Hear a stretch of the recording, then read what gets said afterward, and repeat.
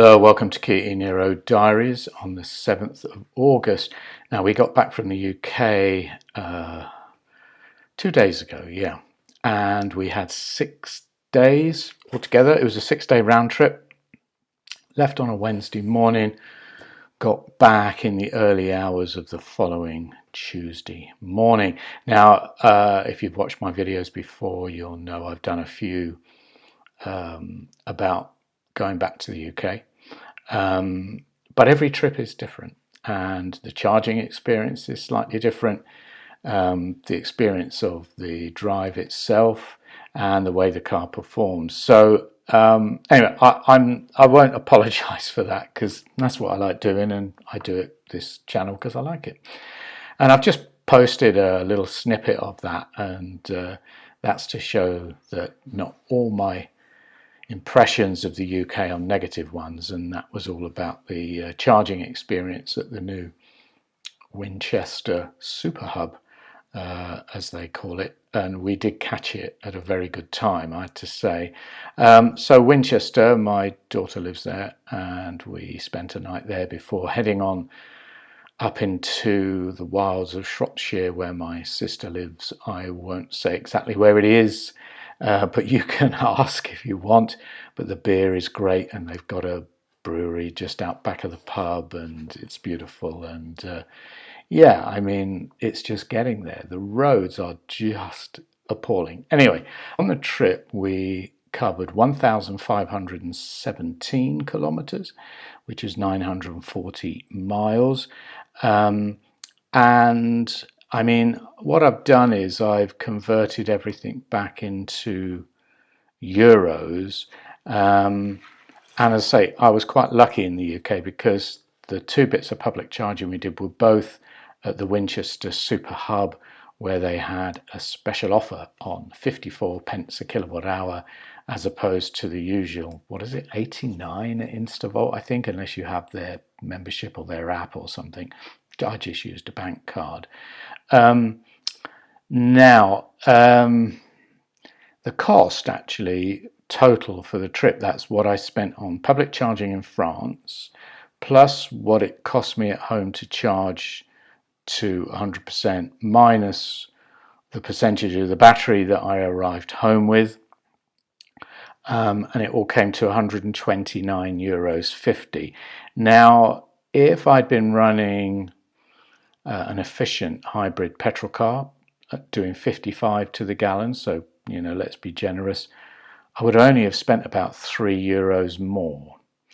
And that would all have been based on the price of petrol in France at the moment, which is about 170 a litre for 95 E10. So we're not talking about much in the way of savings. But of course, how often do you do trips like this? For most of the year, you're charging at home, you're paying pennies, or as I do, get a lot of my miles from the solar panels. But you know, we can't include that really.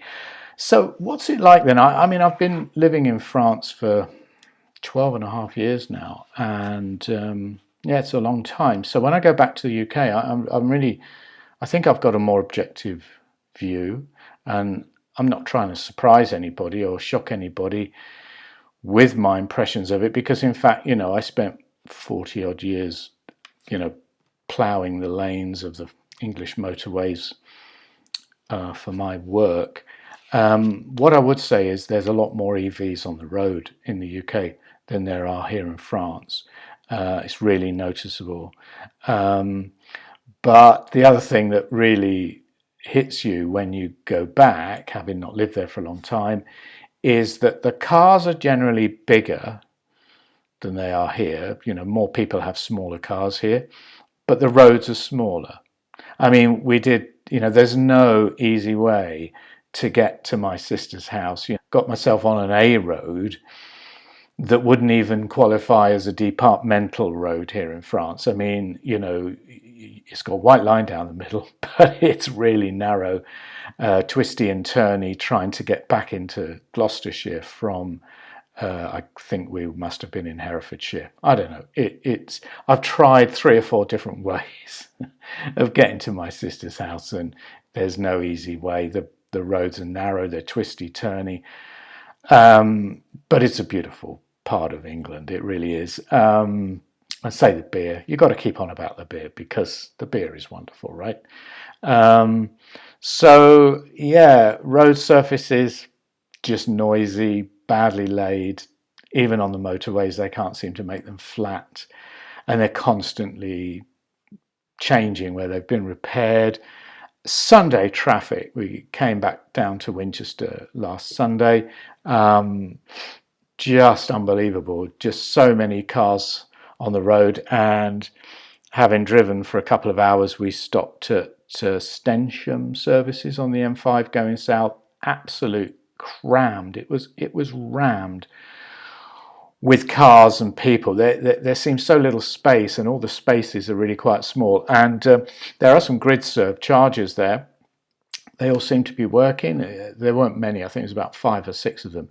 They were all in use, and the funniest thing was we were sat there outside eating a sandwich that we'd bought there, and there was a Kia EV9 reversing into a charging space. I mean, that was something to behold. A lot of skill there from that driver.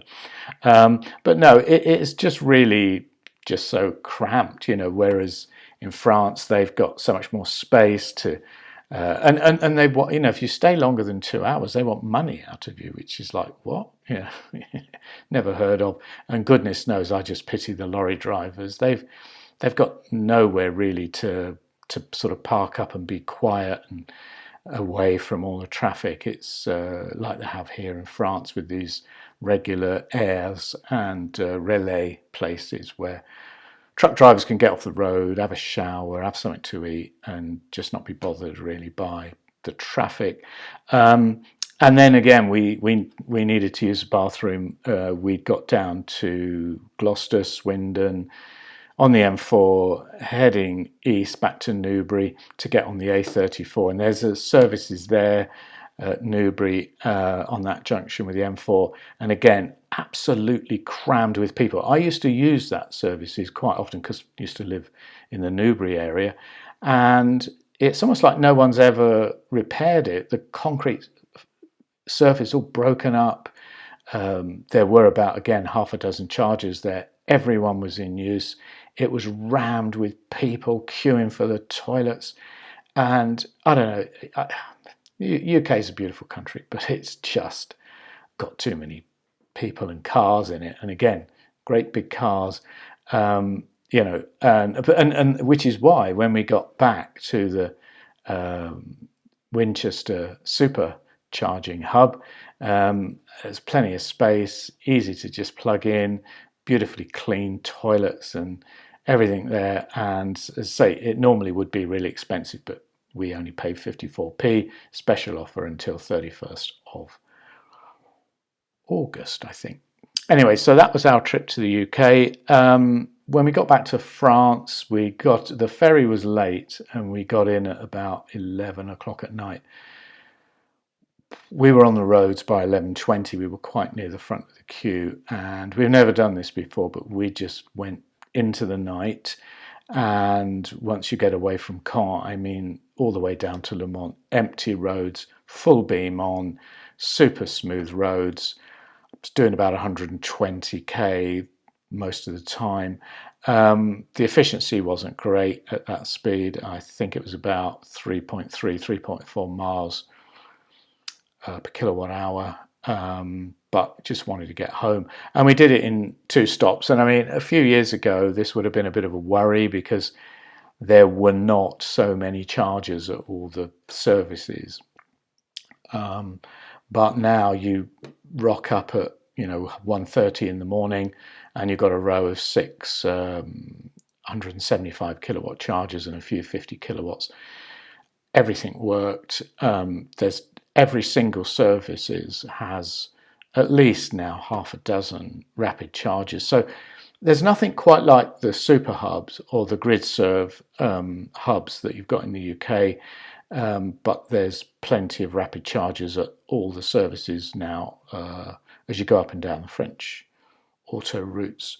Although having said that, just off the N10 and A10 junction at Poitiers, there are about 25 Tesla superchargers there, but they tend to be off the road, and I could have done this cheaper. I could have shaved 15 to 20 centimes per kilowatt hour off by just going off road, getting onto a Tesla charger, but I didn't want that. I wanted just off the motorway, toilets, sandwiches, everything was still open on the services through the night, so we did it for convenience. But say that was a cost, €129.50 for just over 1,500 kilometers. Anyway, that's me rambling on about another trip to the UK.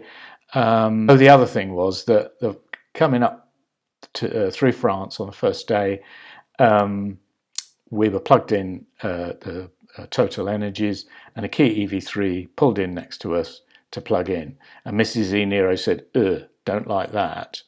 And then funnily enough, when we were charging at the Winchester Super Hub, Kia EV3 comes in next to us, obviously not the same one, and again she said, oh no, I don't like it. It wasn't quite, I'd never be seen dead in one of those, but it's a bit of a shame because I quite like them. I think they look like, especially in white, like a sort of Star Wars stormtrooper kind of look, and it was a really nice drive anyway. But I don't think we'll be getting a Kia EV3 if we ever do change our car. Anyway, hope you found that interesting. Thanks for watching. Until the next time.